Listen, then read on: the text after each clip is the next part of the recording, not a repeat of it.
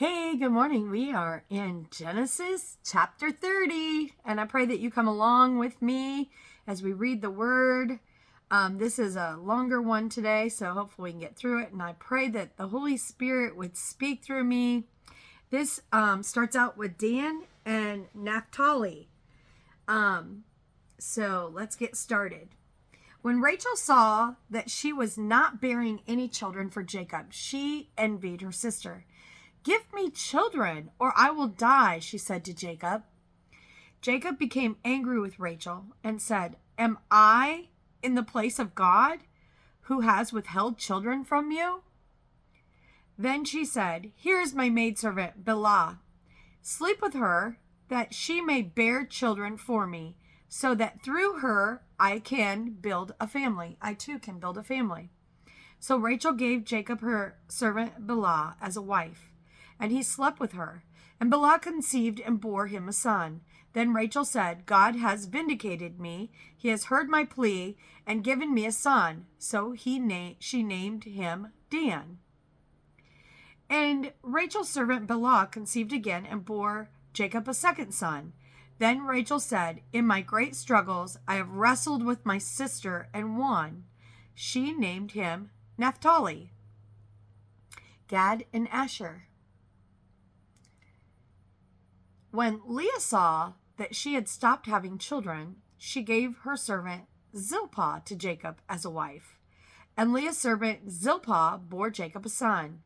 Then Leah said, "How fortunate!" So she named him Gad. When Leah's servant Zilpah bore Jacob a second son, Leah said, "How happy I am, for the women call me happy." So she named him Asher.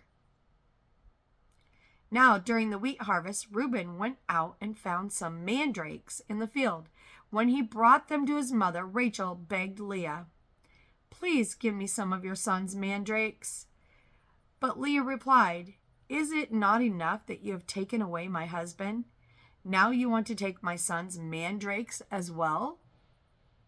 "Very well," said Rachel. "He may sleep with you tonight in exchange for your son's mandrakes." When Jacob came in from the field that evening, Leah went out to meet him and said, "You must come with me, for I have hired you with my son's mandrakes." So she slept with him that night. Issachar, Zebulun, and Dinah. And God listened to Leah, and she conceived and bore a fifth son to Jacob. Then Leah said, "God has rewarded me for giving my mandrakes to my husband, my maidservant to my husband." So she named him Issachar. Again Leah conceived and bore a sixth son to Jacob. God has given me a good gift," she said. "This time my husband will honor me because I have bore him 6 sons." And she named him Zebulun. After that, Leah gave birth to a daughter and named her Dinah. Joseph. Then God remembered Rachel. He listened to her and opened her womb, and she conceived and gave birth to a son. "God has taken away my shame," she said. She named him Joseph and said, "May the Lord add to me another son." Jacob prospers. Now after Rachel had given birth to Joseph, Jacob said to Laban, "Send me on my way so that I can return to you to my homeland. Give me my wives and children for whom I have served you, and I may go on my way. You know how hard I have worked for you." But Laban replied, "If I have found favor in your eyes, please stay.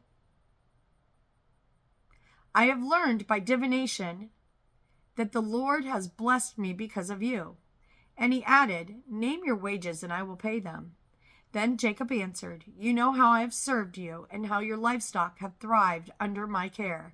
Indeed, you have very little before my arrival, but now your wealth has increased many times over. The Lord has blessed you wherever I set foot.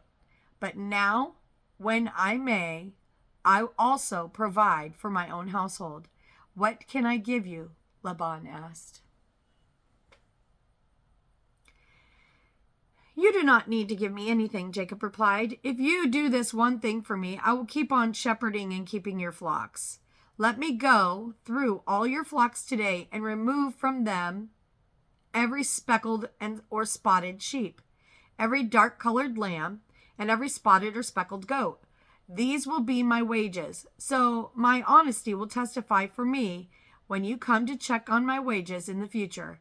If I have any goats that are not speckled or spotted, or any lambs that are not dark colored, they will be considered stolen. Agreed, said Laban. Let it be yours as you have said. That very day, Laban removed all the streaked and spotted male goats and every speckled or spotted female goat and every one that had any white on it, and every dark-colored lamb, and he placed them under the care of his sons. Then he put a 3-day journey between himself and Jacob, while Jacob was shepherding the rest of Laban's flocks.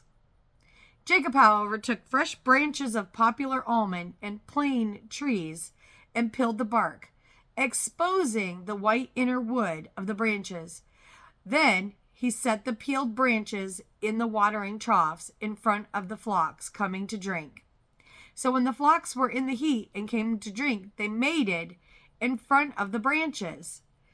And they bore young that were streaked or speckled or spotted. Jacob set apart the young, but made the rest face the streaked dark-colored sheep in Laban's flocks. Then he set his own stock apart and did not put them with Laban's animals. Whenever the stronger females of the flock were in heat, Jacob would place the branches in the troughs, in full view of the animals, so that they would breed in front of the branches. But if the animals were weak, he did not set out the branches. So the weaker animals went to Laban, and the stronger ones to Jacob. Thus Jacob became exceedingly prosperous. He owned large flocks, maidservants and menservants, and the camels and donkeys. So literally, this means that even though deception, and we can learn something really big from this. So even though Laban, he was deceptive in all his ways, God blessed Jacob because Jacob belonged to him. And so God favored Jacob due to that. And so although our deceivers that pop up in our life, they mean to deceive us, God will always favor his chosen children. He will help them to find a way through everything. We're reminded that God's hand is upon every little intricate detail of our life. He is with us, he loves us, and he keeps us. Those that are his, although it may look like they're winning, in the last days, they don't win. They lose. They lose everything. They fall short, and God takes the riches of theirs and gives it over to his children, as we can see in this. Although Laban thought that he was doing well in stealing, in the last end of it, Jacob ended up being the winner with the riches and the glory and all of the goods. So I pray that this helps you today, and I pray that you go forth and you would read Genesis and have a blessed day. Bye-bye.